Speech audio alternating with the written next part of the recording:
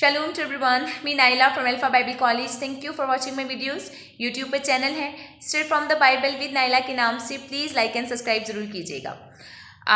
बहुत common question है but बहुत इंपॉर्टेंट है और बहुत ज़्यादा इंटरेस्टिंग है और अक्सर मसीहियों को इस क्वेश्चन का सामना रहता है. सो आज हम इसी पर बात करेंगे और खुदा के कलाम में से सीखेंगे.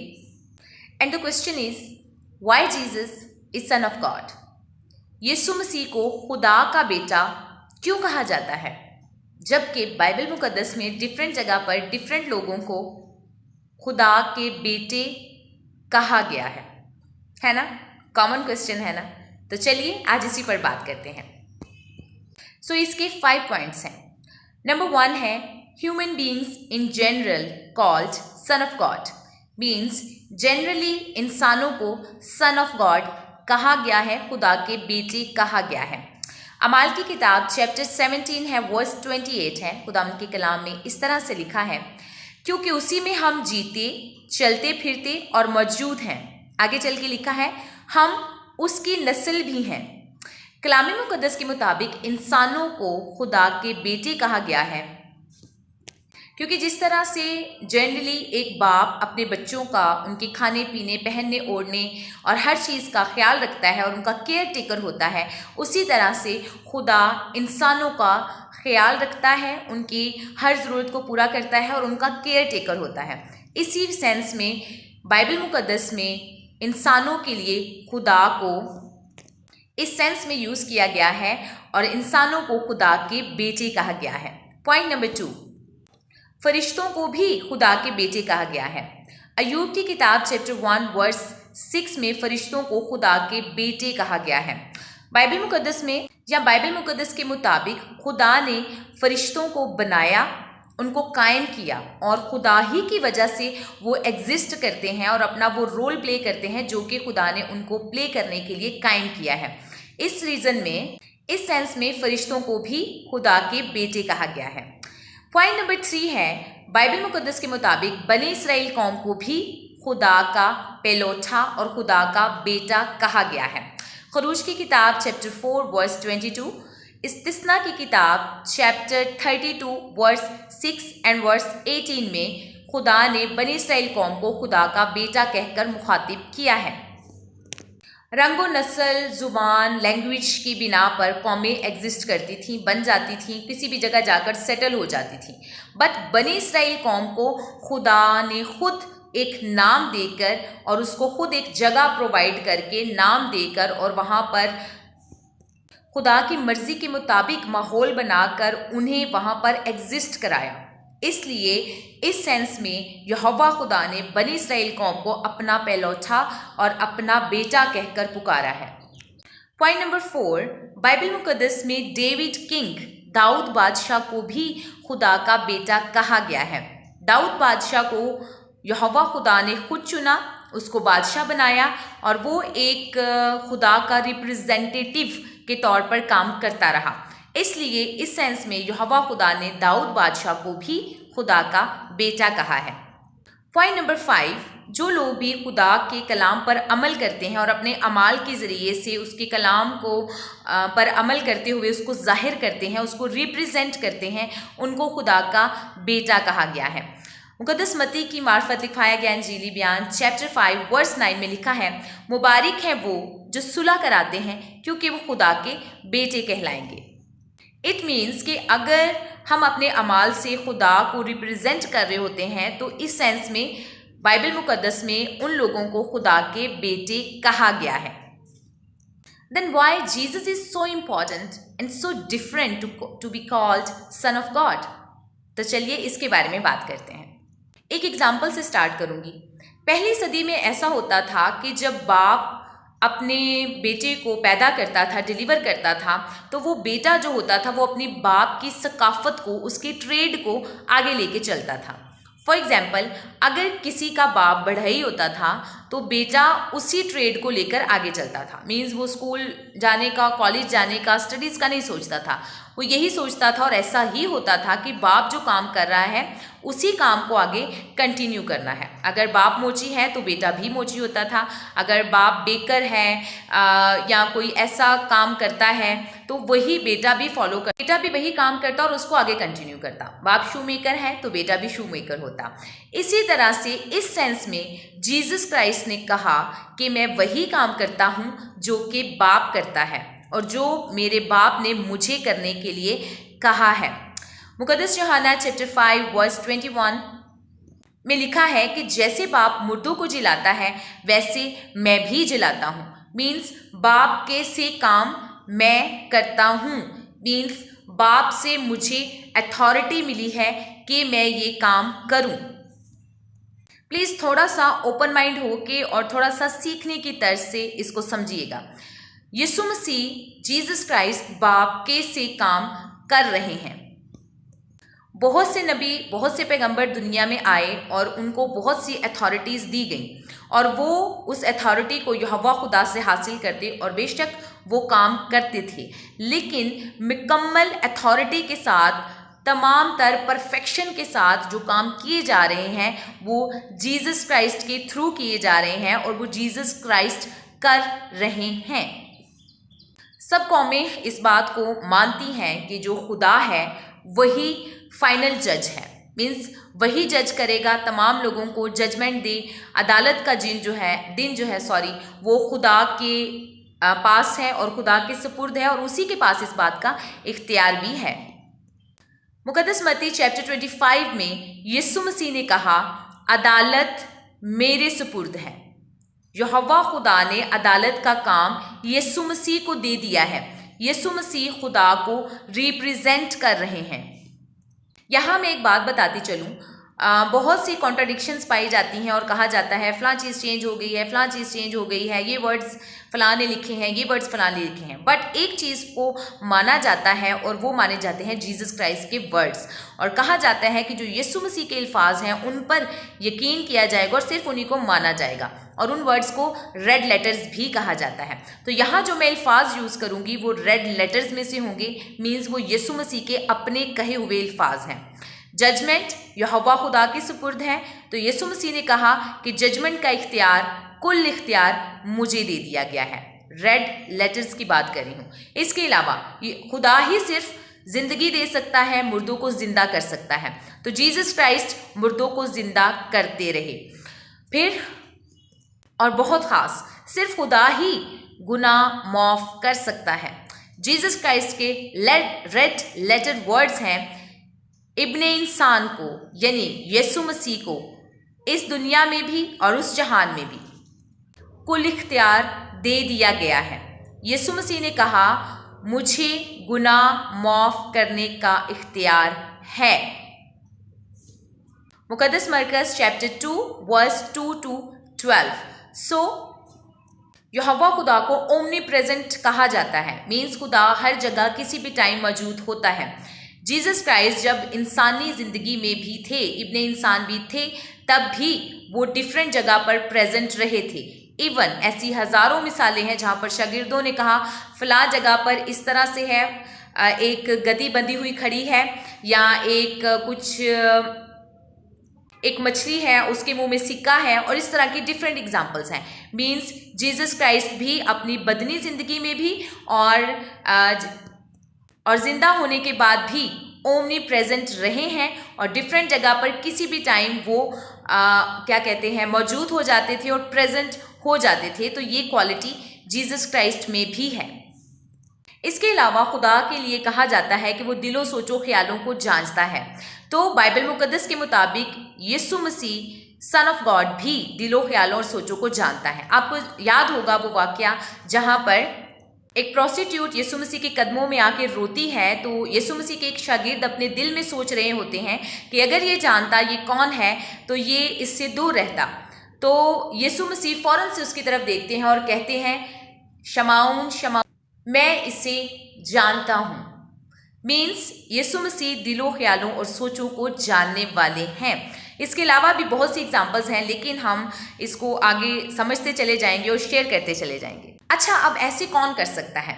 डेफिनेटली अगर यीशु मसीह खुदा कैसे काम कर रहे हैं और वही सब कर रहे हैं जो खुदा कर सकता है, तो ये तभी हो सकता है जब खुदा अपनी नेचर, अपनी रूह उसमें डाल दे जो शख्स ये काम कर रहा है। इसी सेंस में यीशु मसीह को खुदा का बेटा यानी सन ऑफ गॉड कहते हैं, क्योंकि खुदा ने अपनी नेचर विरासत में उसको दे दी है। यहाँ पर एक बात मैं आपको बताती चलूँ कि मसीहियों का सन ऑफ गॉड कहने का ये मतलब हरगिज़ नहीं है, कहीं नहीं लिखा है, कोई ऐसी वर्स नहीं है कि हम कहें कि यीशु मसीह जो है वो खुदा से जिस्मानी तौर पर पैदा हुए हैं। खुदावंद हमें इन अल्फाज के लिए माफ़ फरमाए, लेकिन मैं सिर्फ बात को क्लियर करना चाहती हूँ कि इसका मतलब ये बिल्कुल नहीं है कि खुदा एक इंसान की तरह शादी कर सकता है और फिर उस शादी से एक बेबी डिलीवर करता है, बिल्कुल नहीं। बल्कि ये ऐसे ही है जैसे कि कहा गया है कि जो ईसा है वो खुदा की रूह है। जैसे नायला के अंदर नायला की रूह है, नायला के अंदर शाजिया की रूह नहीं है, नायला के अंदर सैम की रूह नहीं है, जुनैद की रूह नहीं है, नायला के अंदर नायला की रूह है। लेकिन ईसा के अंदर ही खुदा की रूह क्यों है? बेशक खुदा जिंदगी देता है और रूह फूंकता है, लेकिन मेरे अंदर उसने अपना रूह नहीं फूंका, उसने अपनी ताकत और पावर से मुझे ज़िंदगी दी, लेकिन मेरे अंदर नायला ही का रूह फूंका।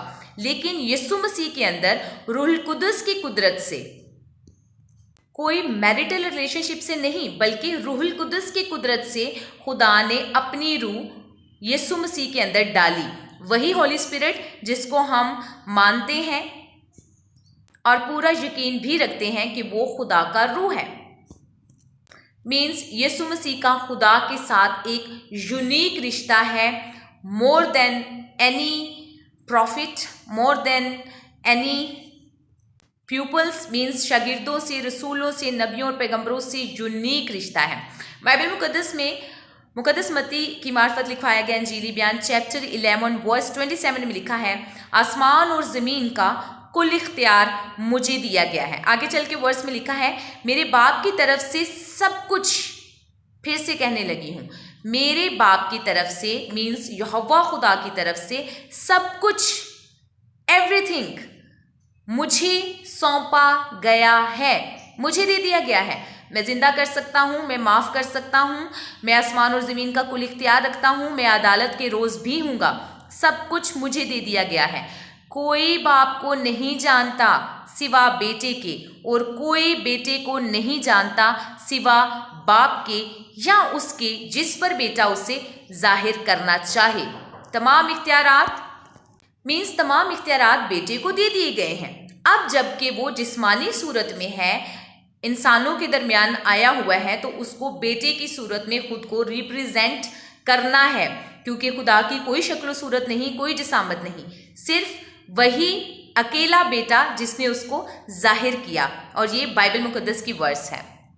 बेशक खुदा ने फरमाया है कि मुझ में अलूहियत की सारी मामूरी मुझ में है। यीशु मसीह ने कहा, मैं ही अल्फा और ओमेगा हूँ, मैं ही अव्वल और आखिर हूँ।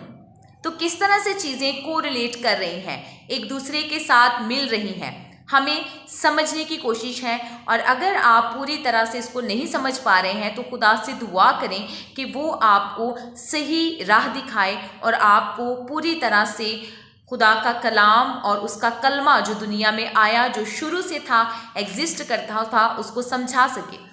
चैप्टर 1 वर्स 1 to 3 में लिखा है, इब्तदा में कलाम था, कलाम खुदा के साथ था और खुदा ही कलाम था। गो वर्स 14 में लिखा है, कलमा मुजस्सम हुआ, मीन्स वही कलाम जो खुदा के साथ था वेरी स्टार्ट में, जब दुनिया भी नहीं बनी थी, अभी कुछ भी नहीं था, गहराओं में अंधेरा था, ज़मीन आसमान नहीं थे, चांद सूरज सितारे नहीं थे, बट वो एग्जिस्ट करता था। और जो एग्जिस्टेंस थी वही मुजस्सम हुआ पाक रूहुल कुदस की मदद से। सब चीज़ें उसी के वसीला से पैदा हुई और जो कुछ पैदा हुआ उसमें से कोई चीज़ भी उसके बगैर, यीशु मसीह के बगैर, सन ऑफ गॉड के बगैर पैदा नहीं हुई। बातें क्लियर हो रही हैं। यीशु मसीह सिर्फ कुछ सेंचुरीज पहले ही आई हुई एक शख्सियत, एक पर्सनालिटी नहीं है। He is more than this. वो कोई नबी, पैगंबर की पर्सनैलिटी से ज़्यादा हैं। वो तब से हैं जब दुनिया नहीं बनी थी, वो एग्जिस्ट करते थे, वो मुजस्सम होकर दुनिया में आए। And that is the sense जिसको मसीही ट्रिनिटी में लेके आते हैं और इसको थोड़ा अलग करके, कतन मतलब खुदा के साथ कोई शराकत नहीं है, बल्कि इसका मतलब है खुदा खुद है, उसने एक रिप्रेजेंटेटिव यानी खुद मुजस्सम होके यीशु मसीह की सूरत में इस दुनिया में भेजा और वही रूहुल कुदस की सूरत में हमारे साथ है, जिसको ट्रिनिटी कहा जाता है और ट्रिनिटी का नाम दे दिया जाता है। और बड़ी अफसोस के साथ कहना चाहूँगी, जिसको मिसअंडरस्टैंड करके कहा जाता है मसीहियों के 3 खुदा हैं, जो बिल्कुल गलत है। और जो ये वीडियो अगर आप शुरू से देख रहे हैं तो आपको ट्रिनिटी का कॉन्सेप्ट भी क्लियर होता जाएगा। खुदा तब भी हमारे साथ था, यहोवा खुदा की सूरत में, खुदा यीशु मसीह की सूरत में हमारे साथ रहा, और खुदा अब भी रूहुल कुदस की सूरत में हमारे साथ है। मीन्स खुदा का रूह हमारे साथ रहता है। एक और एग्जांपल देती हूँ। जैसे पहले ज़मानों में होता था कि बादशाह अपनी रियाया के पास जाते थे तो भेष बदल कर चले जाते थे, ताकि वो रियाया को जाकर देख सकें, अपनी कौम को देख सकें कि उनको क्या प्रॉब्लम्स हैं, क्या इश्यूज़ हैं। अब होता ये था कि बादशाह अपने उसी ड्रेस में नहीं जाता था, बल्कि अपना ड्रेस चेंज करके चला जाता था, और लोग उसको नहीं पहचानते थे, लेकिन वो उनके दरमियान रहता था, उनकी बातें भी सुनता था, उनकी झिड़की, ये सारी चीज़ें भी सुनता था। और लेकिन फिर वो वापस जाता था और वहाँ पर जाके अपने इख्तियारात के ज़रिए से जो प्रॉब्लम्स उसके नज़र आती थी या जो चीज़ें वो जज करना चाहता था उसको सॉल्व करता था। अब चूंकि बादशाह तो इंसान था, तो जब वो वहाँ से उठ के रियाया में आया तो उस सीट पर कोई नहीं है, पर यहोवा खुदा कोई इंसान नहीं है। जब यहोवा खुदा ने अपने रूह में से यीशु मसीह की सूरत में अपना रिप्रेजेंटेटिव अपनी सूरत और अपनी शबीह पर भेजा, तो उसने फरमाया कि ये मेरा प्यारा बेटा है। ये यीशु मसीह ने तो बारहा कहा, यहोवा खुदा ने खुद भी जब उन्होंने बपतिस्मा लिया तो आसमान से रूहुल कुदस की सूरत में रूह उन पर उतरा और आवाज़ आई कि ये मेरा प्यारा बेटा है जिससे मैं खुश हूँ, नहीं बहुत खुश हूँ। मीन्स खुदा ओमनी प्रेजेंट है, वो वहाँ भी है, वो यहाँ भी है, वो आपके साथ भी है, वो मेरे साथ भी है, वो हर जगह मौजूद रहता है। सो ट्रिनिटी में जीसस खुदा का बेटा है और डिवाइन पावर के लिहाज से वो खुद खुदा हैं, क्योंकि खुदा का रूह उनके अंदर है, और जो खुदा कर सकता है वो खुदा का रूह कर सकता है, और खुदा का रूह जिसके अंदर है मीन्स डिवाइन पावर जीसस के अंदर है, जिसके थ्रू वो पैदा हुए, तो उनको जीसस को गॉड भी कहा जाता है। सो ये ट्रिनिटी के लिहाज से Jesus, holy spirit and Jehovah God are one, not 1 + 1 + 1 is equal to 3, बल्कि 1 × 1 × 1 इज इक्वल टू 1। सो हमारी 500 एग्जाम्पल्स के मुताबिक अगर कहते हैं कि फरिश्तों को खुदा के बेटे कहा गया है, तो जीसस क्राइस्ट यीशु मसीह फरिश्तों से हाईएस्ट है, सुपीरियर है। मैंने आपको बता दिया कैसे। अगर इंसानों को खुदा के बेटे कहा गया है तो यीशु मसीह अजीम इंसान की सूरत में दुनिया में आए। अगर बादशाहों को खुदा के बेटे कहा गया है तो यीशु मसीह बादशाहों के बादशाह हैं। अगर इसराइल को खुदा के बेटे कहा गया है तो पुराने अहदनामा में मसाया को नई इसराइल, नई बनी इसराइल कौम कहा गया है। अगर उन लोगों को जो खुदा के कहने पर और बातों पर अमल करते हैं उनको खुदा के बेटे कहा गया है, तो जीसस क्राइस्ट एक परफेक्ट रिफ्लेक्शन है खुदा की, और उन्होंने मुकद्दस यूहन्ना चैप्टर 14 एंड वर्स 9 में कहा है, जिसने मुझे देखा उसने खुदा को देखा। लोग कहते थे हमें खुदा दिखा, तो यीशु मसीह ने फरमाया जिसने मुझे देखा उसने खुदा को देखा। और याद दिलाती चलूँ, ये रेड वर्ड्स हैं, रेड लेटर्स हैं जो यीशु मसीह ने फरमाए हैं, और 3 बड़ी कौमें जो इस पर यकीन रखती हैं वो रेड लेटर्स को कभी भी डिनाई नहीं कर सकती। अब देखें, कोई नबी पैगंबर कोई जोक तो नहीं कर रहा ना, कोई मजाक से तो नहीं कह रहा कि जिसने मुझे देखा उसने खुदा को देखा। अब इसके नीचे, इसके पीछे कोई ढकी छुपी बात भी नहीं है, सीधी क्लियर बात है, कोई फलसफा बयान नहीं किया जा रहा, सिंपल सी बात है। किसी भी लैंग्वेज में देख लें, जो लोग कहते हैं बाइबल बदल गई है, फलां लैंग्वेज में ये है, फलां लैंग्वेज में ये है, बट उसका स्याको सबाक और उसका जो मीनिंग है वो एक ही है। आप किसी भी लैंग्वेज में चले जाएं, अरेबिक बाइबल भी पढ़ लें, इंग्लिश, अरबी, स्पेनिश, कोई भी बाइबल पढ़ लें। इसका मतलब यही है, जिसने मुझे देखा उसने खुदा को देखा। So it's so clear. तो खुदा ने जो फरमाया है कि जाओ और सब कौमों में मुनादी करो और उन्हें बाप, बेटे, रूह कुदस के नाम से बपतिस्मा दो, बताओ कि मैं दुनिया के आखिर तक हमेशा तुम्हारे साथ हूँ। और जीसस क्राइस्ट दोबारा दुनिया में आने वाले हैं। कोई क्लैरिफिकेशन देने के लिए नहीं कि ये ठीक नहीं था, मैं ये कह रहा था, आप लोगों ने गलत अंडरस्टैंड किया है, मिसअंडरस्टैंडिंग हो गई है, नहीं, बल्कि वही जो उसने फरमाया है, जो लोग उसके कलाम पर, उसकी बातों पर अमल कर रहे हैं, उनको अपने साथ, अपनी कलीसिया को अपने साथ लेने आया है और हम हवा में उड़कर उसका इस्तकबाल करेंगे। और बेशक जजमेंट का इख्तियार उनके पास है, यीशु मसीह के पास है। रेड लेटर्स में मेंशन है, यीशु मसीह ने खुद कहा, अदालत का इख्तियार बाप ने मेरे सुपुर्द कर दिया है, मैं ही अदालत करूँगा। So it's very clear. चलिए छोटी सी दुआ करते हैं आपके लिए और उसके बाद मैं अपनी वीडियो को क्लोज करूँगी। खुदूस मेहरबान यहोवा खुदा, आपके शुक्रगुजार हैं इस खूबसूरत टॉपिक के लिए और इस समझ के लिए जो रूल कुदस की कुदरत से हमारे अंदर आपने डाली है। यहोवा खुदा, जितने लोग इस वीडियो को देख रहे हैं, मैं दुआ करती हूँ पूरे दिल से और ईमान के साथ कि आपके पाक रूल कुदस की कुदरत इनके साथ होगी और ये आपको, आपके नाम को और आपकी एग्जिस्टेंस को मुकम्मल तौर पर और अच्छी तरीके से समझ पाएंगे। मैं दुआ करती हूँ इन सब के लिए, इन सब को हिकमत और दानिश दे ताकि ना सिर्फ ये खुद समझें बल्कि इसे दूसरों तक भी पहुँचा सकें और सिर्फ सारा जलाल सिर्फ मसीह के नाम को मिल सके। यहोवा खुदा, इनकी परेशानियाँ और इनकी तकलीफ़ें मसीह के नाम से जाती रहें और इनको ईमान की मजबूती देना ताकि जान देने तक भी आपके वफादार रह सकें। हम सबके साथ हो और हर तरह से हमारे कदमों की रहनुमाई फरमा। मसीह यीशु के पाक नाम में मांगते हैं, आमीन। Thank you so much. God bless you all.